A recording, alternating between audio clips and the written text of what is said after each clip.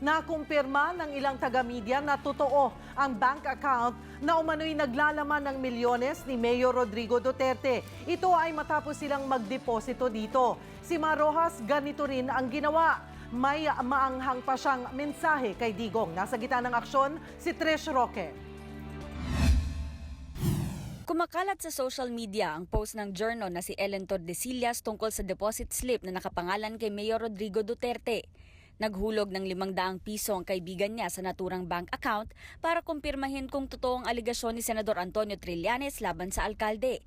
Ang Philippine Daily Inquirer nagpost din ng larawan ng deposit slip sa naturang account na hinulugan naman nito ng 100 piso.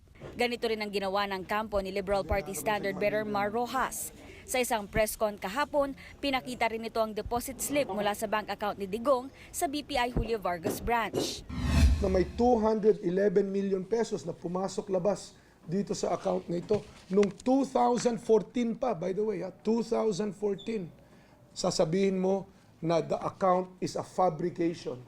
The account does not exist. Gawa-gawa, iniimbento lamang.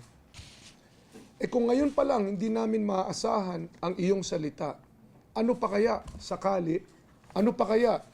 sakaling maluklok ka sa Malacanang?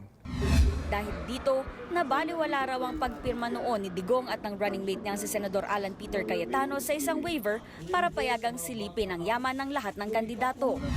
Anong saysay ito? Anong saysay ang pirma mo? Pipirma ka ng isang ganito, open bank accounts and corruption. Samantala may itinatago kang account na itinanggi mo.